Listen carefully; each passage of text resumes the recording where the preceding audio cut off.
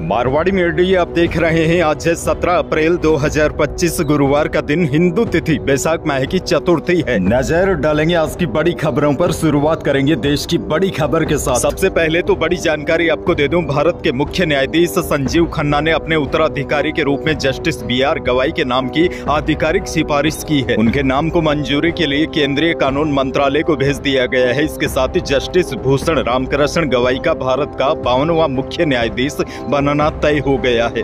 आगे बढ़ेंगे, देश की एक और बड़ी खबर। सोलर ऊर्जा सेक्टर में भारत ने नया इतिहास रच दिया है। जर्मनी को पीछे छोड़कर भारत तीसरा सबसे बड़ा देश बन गया है। भारत पूरी दुनिया में तीसरा सबसे बड़ा पवन और सौर ऊर्जा उत्पादक देश बन गया है। बहरहाल आगे बढ़ेंगे, राजस्थान से बड़ी खबर। प्रदेश के 2500 दिव्यांग युवाओं को निःशुल्क स्कूटी देने के लिए ऑनलाइन आवेदन मांगे जा रहे हैं। आपको याद होगा, सरकार ने युवाओं को स्कूटी देने के लिए बजट में घोषणा की थी। इसके तहत ऐसे विशेष योग्यजन जो या तो किसी सरकारी या मान्यता प्राप्त कॉलेज में नियमित रूप से पढ़ रहे हैं या फिर किसी तरह के रोजगार से जुड़े हुए हैं और वे चलने फिरने में असमर्थ है, वे इस योजना के पात्र होंगे। और आपको बता दूं, आवेदन की प्रक्रिया पूरी तरीके से ऑनलाइन होगी। इसके लिए इच्छुक आवेदक जो आपको स्क्रीन पर वेबसाइट दिखाई दे रही है, यहाँ पर जाकर ऑनलाइन आवेदन कर सकते हैं। 15 मई तक आवेदन किए जाएंगे। और पात्रता की मुख्य शर्तें आपको बताऊं तो आपके पास आय प्रमाण पत्र होना चाहिए। यदि आवेदक विशेष योग्यजन पेंशन प्राप्त कर रहा है तो उसे आय प्रमाण पत्र की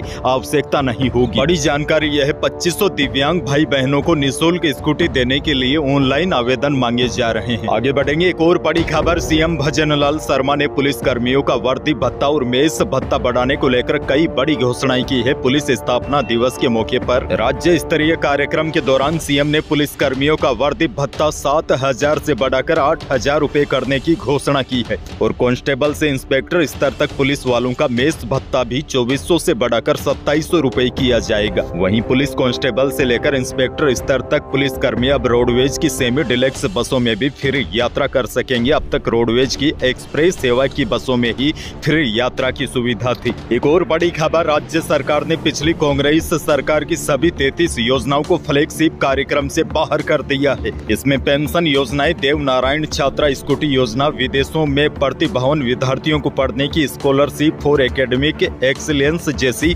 महत्वपूर्ण योजनाएं शामिल है। गहलोत सरकार की एक भी योजना को मौजूदा सरकार ने फ्लैगशिप की कैटेगरी में नहीं रखा है। बीजेपी सरकार ने गहलोत राज की योजनाओं की जगह खुद की 26 योजनाओं को फ्लैगशिप कार्यक्रम में शामिल कर इन पर फोकस करने का फैसला किया है। यानी कि कांग्रेस सरकार की कई योजनाओं को अब प्राथमिकता की सूची से बाहर माना जाएगा।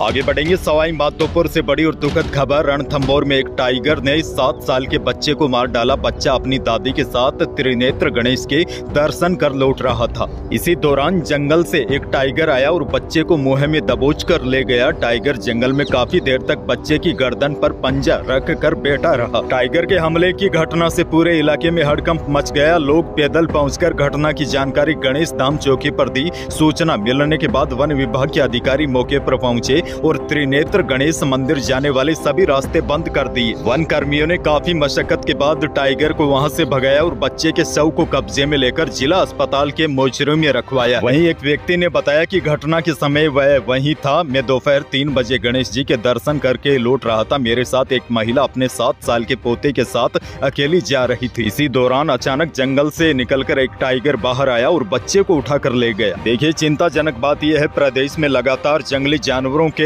हमले बढ़ते जा रहे हैं। इस घटना से ठीक 1-2 दिन पहले सवाई माधोपुर जिले के बनास नदी में एक बुजुर्ग किसान पर मगरमच्छ ने हमला कर दिया था। फिर आगे बढ़ेंगे, बीकानेर से बड़ी खबर। यात्रियों की बढ़ती संख्या को देखते हुए उत्तर पश्चिमी रेलवे ने 2 प्रमुख रेल सेवाओं में कोचों की अस्थायी बढ़ोतरी की घोषणा की। उत्तर पश्चिमी रेलवे के मुख्य जनसंपर्क अधिकारी शशि किरण ने जानकारी देते हुए बताया, बीकानेर से कोलकाता और बीकानेर से बांद्रा टर्मिनस के लिए संचालित ट्रेनों में एक 3rd AC और एक शयन यानी कि स्लीपर श्रेणी डिब्बा अस्थायी रूप से जोड़ा गया है।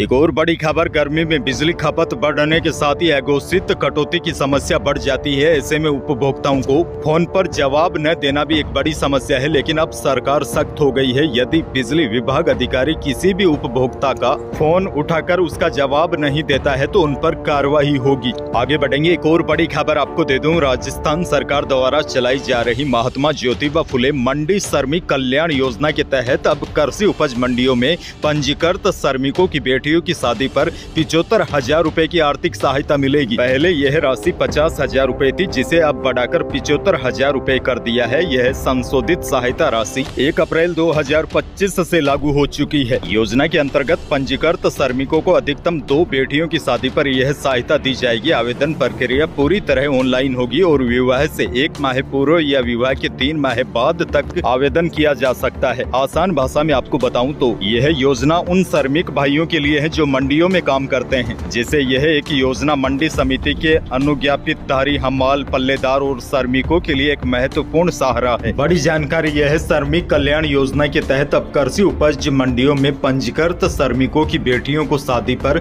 75,000 रुपए मिलेंगे। एक और बड़ी खबर, राज्य के खाद्य एवं नागरिक आपूर्ति मंत्री सुमित गोदारा ने बुधवार को सचिवालय में विभागीय योजनाओं की प्रगति की समीक्षा की। उन्होंने बताया कि गिव अप अभियान के तहत 17.52 लाख अपात्र लोगों ने खाद्य सुरक्षा सूची से नाम हटवाया है, जिससे सरकार को 324 करोड़ रुपए की वार्षिक बचत हो रही है। उन्होंने कहा कि अभी भी अपात्र लोगों को निकालने का काम जारी है। इस बचत का उपयोग वास्तविक जरूरतमंदों को लाभ पहुंचाने में किया जा रहा है। उन्होंने बताया अब जल्द ही दूसरे फेज की कार्रवाई में अपात्र लोगों को नोटिस जारी करने का काम शुरू होगा। आगे बढ़ेंगे, एक और बहुत बड़ी खबर, सोने के भाव ने नया रिकॉर्ड बना दिया है। वायदा बाजार की तेजी के असर से जयपुर सराफा बाजार में सोने और चांदी की कीमतों में रिकॉर्ड बढ़त दर्ज की गई। शुद्ध सोना 1400 रुपए की छलांग लगाकर 97,100 रुपए प्रति 10 ग्राम पर पहुंच गया और जेवराती सोना भी 1300 रुपए बढ़कर 90,400 रुपए प्रति 10 ग्राम पर रहा और चांदी भी 500 रुपए उछलकर एक बार फिर 98,000 रुपए प्रति किलो पर आ गई है। जानकारों की माने तो आने वाले दिनों में सोने का भाव 1 लाख रुपए तक जाने की संभावना है।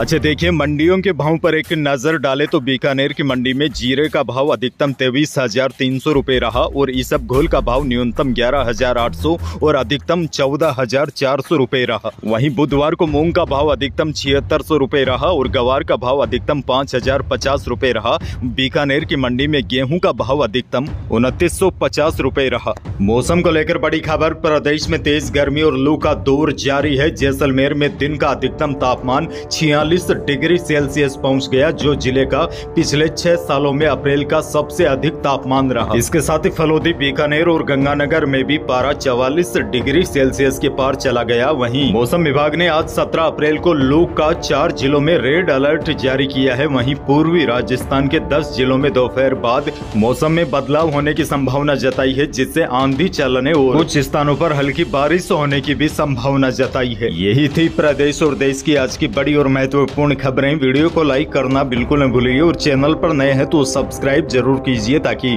आप अपडेट रहे बड़ी और काम की खबरों से। धन्यवाद।